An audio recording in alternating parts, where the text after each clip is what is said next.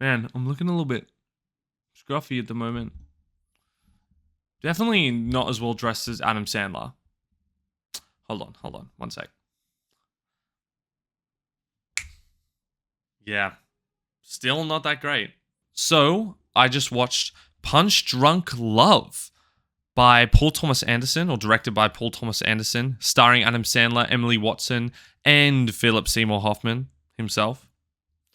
And I really loved it. Really enjoyed it. Now, I am admittedly a someone who's got a PTA blind spot. I haven't really watched that many Paul Thomas Anderson movies. I remember seeing Licorice Pizza when it first came out. I really enjoyed that, even though I thought that, the relationship was really weird, and I enjoyed the performances and the cinematography and how it looked, but the context and the story was definitely interesting. And then I recently watched One Battle After Another when it came to the cinema, and that was incredible. Holy shit, 5 stars. Loved it to death. My favorite thing about that movie was just how frenetic and fast-paced it was, even though it was long. And I've heard that it is one of PTA's more accessible movies. So I decided, being a romance buff myself, or someone who loves romance movies, to revisit Punch Drunk Love, a movie that I wrote off when I was a teenager because Adam Sandler wasn't being funny enough.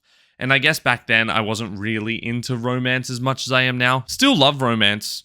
I watch shit like Glee and The Vampire Diaries. I know they're not like, well, The Vampire Diaries isn't a traditional romance, but there's fucking romance in that, and that's like girly pop shit. I love that. I was really interested in rewatching this one and giving it another read. And it was great. I really enjoyed it. There was great use of color and costuming in that color. Obviously, blue and red were the heavy parts of it. The transition between both the blues and the reds and kind of the moods of the movie helped keep it really snappy. It was frenetic. It was fast. It was action-packed, even though it was a comedy romance movie, a rom-com movie. And the comedy doesn't really come from the central performance that Adam Sandler gives. It does in ways, because, Adam Sandler just kind of gives off that goofy little, spooky little goofy energy. But it wasn't that really made the comedy. It was the editing and how every gag was basically a visual gag. I couldn't help but laugh at the absurdity of this piano just turning up after this insane car crash while Adam Sandler's drinking his coffee. That was super funny. Obviously, at the start, when Adam Sandler first really lashes out after being called a gay boy and punches the window, and it's like this quick, dramatic snap to the glass shattering. That was also very, very funny. Adam Sandler somehow gives his most dramatic performance to date in 2002, and it kind of is, I don't know, I like to think that his performance in this movie is kind of the progenitor to how the Safdie brothers handled him in Uncut Gems.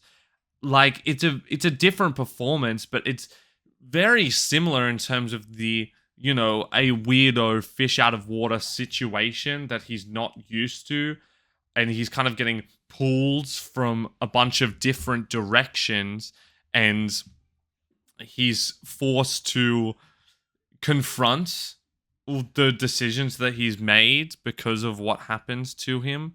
I think it's actually a very similar performance, and I'd love to dive into that a little bit more maybe one time. I also really liked how the score was implemented in this. I think, again, not to mention One Battle After Another again, but that is my point of reference. The score and the recurring, I guess, musical refrains and notes always came back in pivotal moments. And that happens here as well, with the piano being a central idea, or those chimes being a central idea in what happens in the film. I think that the core tenet of this movie is obviously the romance between the two weirdos, Adam Sandler and Emily Watson's character. Like, when they were talking about how they were going to goop each other's eyeballs and eat each other up, it was like, yeah, whatever turns you on, man. But I understand how sometimes, and I think this is where the movie really connects, sometimes romance isn't just cut and dry. Sometimes it is this weird connection that you find with somebody, and, you know, you have this little inside joke, or you have a little thing that makes you both laugh, even though it might be ridiculous. That is what makes the connection between those two people. And the weight of the romance within this film is also quite lovely.